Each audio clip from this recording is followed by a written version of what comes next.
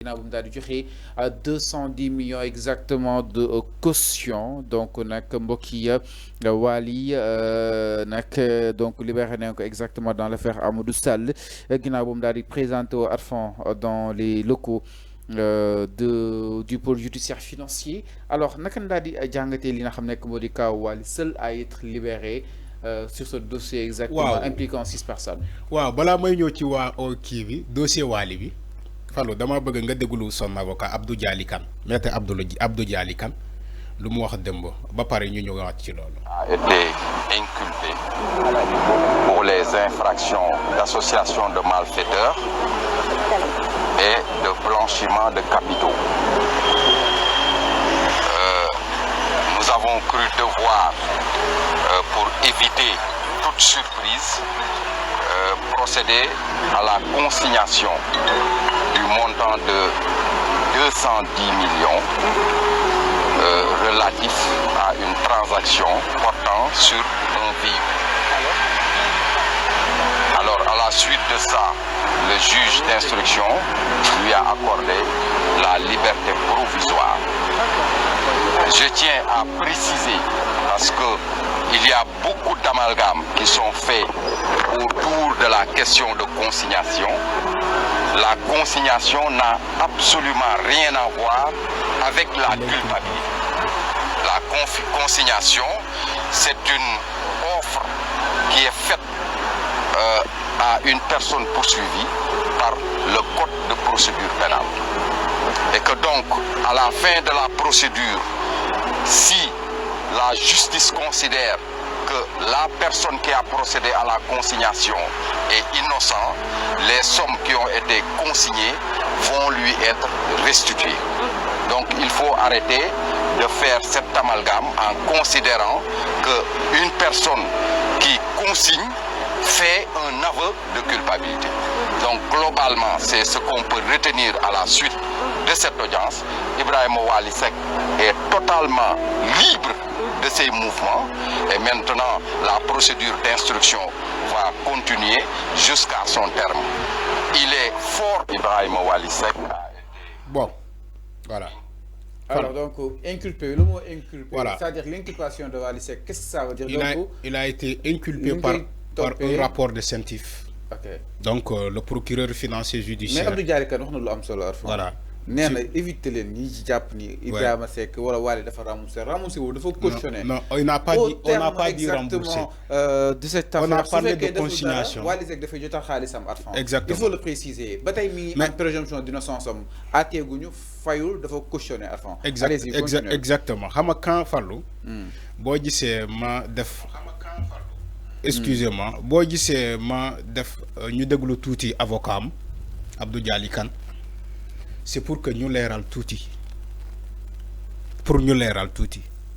ci le cas Wally Seck parce que Wally ses avocats ont déposé une caution dañoo consigné la même valeur citée par le rapport 200, c'est-à-dire que les 210 millions moom la avocat yi dem fay donc déposer caution dañu jël caution baatu caution mais avocat bi dafa wax lu am solo Wally a été inculpé par un rapport de CENTIF par le pôle financier judiciaire mais selon les informations Wally a nié dafa ne inculpation yëpp moom d'accord ci il a nié tout ça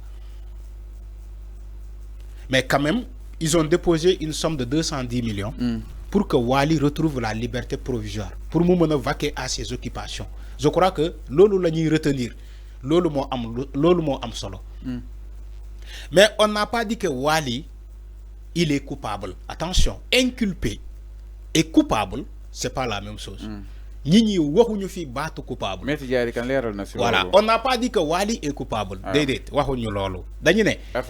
il a été accusé. non. boobu ba tey yéen di wax. Fallou. ngeen ne du rëcc. dama ne un rapport de CENTIF en général. Fallou man je t'ai cité les formes. En général si on est cité par un rapport de CENTIF pour nga mën a am liberté soit tu consignes. Comme Wally l'a fait, déposer caution, ou bien nga def contestation sérieuse. Alors, c'est ce que j'ai dit. Dossier bi jeex na wala jeexul. Non jeexagul avocat bi même ci boppam wax na ko. donc à tout moment mën nañ convoquer Wally. mais le dossier est en instruction. ah si même su nekkee sax jeex na su nekkee peut-être Wally def jeex na moom mënuñu ko toog maanaam fay na vu que fay na. non fayul du fay. dafa déposer caution cautionné na. waaw su fekkee ni am na. oui xaalis bi dafay ñëw comme définitivement si état bu Sénégal. déedéet bu fekkee deful. waaw su nekkee dafa def laa. voilà su dafay ñëw définitivement si état bu Sénégal. état bu Sénégal. su nekkee defu ñu delloo ko. ñu delloo ko. ok loolu donc Wally amul daal lu muy inquiété wu. parce que xaalisam mi ngi fa. non amul dara. jeex na kon. comme il a la liberté. donc Wally sant na. instruction bi day continuer. mooy enquête boo déggee instruction mooy enquête bi. Faramareen bi sant na. voilà enquête bi dafay continuer moom la avocat bi wax. mais en attendant lu ñu mën a retenir Wally déposer na caution et que le juge décerne une liberté provisoire jeex na amul beneen commentaire fii lu fi waay commenter yow da ngay wax lu la ne donc lu ñu bëgg a leeral nañu ko Wally daa déposer caution léegi instruction bi mooy continuer ci dossier bi. alors mais avant c'est-à-dire maanaam lii am na c'est-à-dire jeex na mais avant c'est-à-dire maanaam réduction des comptes bi des fois balaa ñu lay woow balaa ngay cautionner ñiy wax maanaam li ngay dégg si wàllu wu bëri peut-être si yow am sax ñu comprendre jàpp ni da nga fay ñuy jàpp ni yaa def entre autres avant est-ce que approche par rapport ak rapport yi génn récemment si scientifique est-ce que approche bi baax na avant. Fallou du approche bi. mais la faisabilité. Il y a des gens yoo xamante ne duñu cautionner de dañuy ne je rembourse. Ah bon? Oui, bien sûr. Alors, Régis, mais le lol à faire, Régis. Non,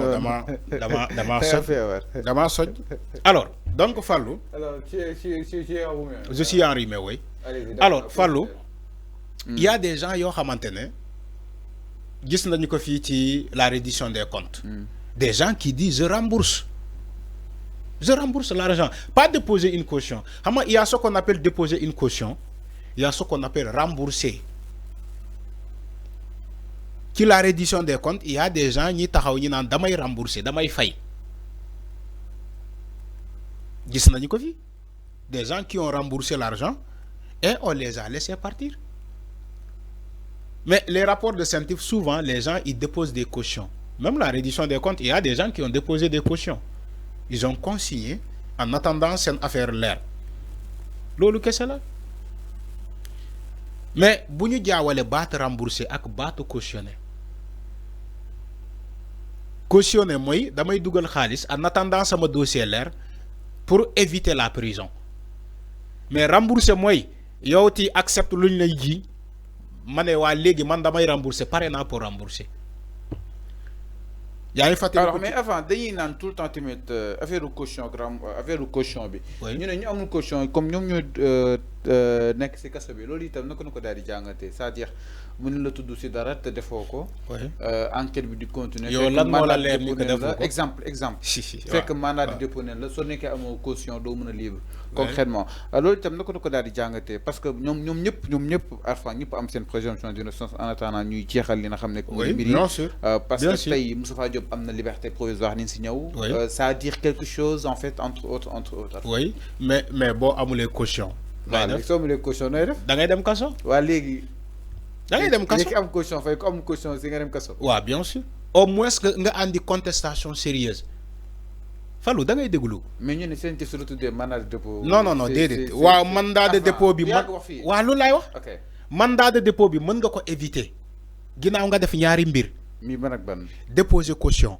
ñu accepter caution bi parce que si la caution n'est pas acceptée le juge même peut refuser la caution il y a fàttaliku les cautions de Farba et autres et Tahirou Sarr le juge n'est pas obligé automatiquement d'accepter la caution parce que ñoom ñuy déposer caution dafa am ay formes yu bëri yi ñuy déposer seen caution kii day ñëw mu déclarer patrimoine damay andi terrain andi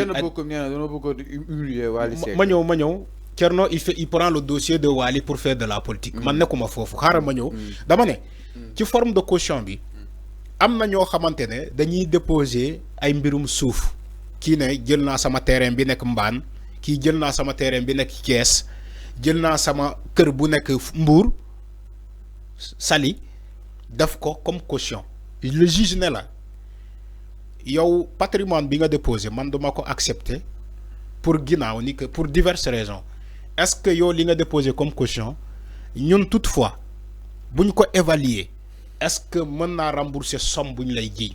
alors mi non beneen bi ma ñëw beneen bi nga ñëw nga ne da nga déposé ay terrain ay suuf ay oto. juge bi gis ni que li nga déposé nekkul sa tour. ok yaa ngi dégg. nekkul sa tour. donc juge bi mënul accepter caution boobu. alors mi ngi noonu leer na. alors nga ñëw beneen bi nga ne damay cautionner damay déposer xaalis biir xaalis juge bi ñëw ne la xaalis bi nga bëgg a cautionner foo ko jëlee. alors mi ngi noonu kan moo la jox xaalis. ñu évoluer mi ngi noonu c'est clair. yaa ngi dégg léegi beneen bi pour éviter la prison fallu 30 secondes pour éviter la prison beneen bi en dehors de la caution da ngay def contestation sérieuse bi ma doon wax mooy maanaam nga indi ay këyit ay firnde yu leer ni que man defuma. voilà preuve yaa ngi nii. leer na ñu loolu boo ko defee doo dem mandat de dépôt. ñu ñëw si beneen ponk exactement ginnaaw li nga xam ne moo di justement mbiru Wally Ballago Seck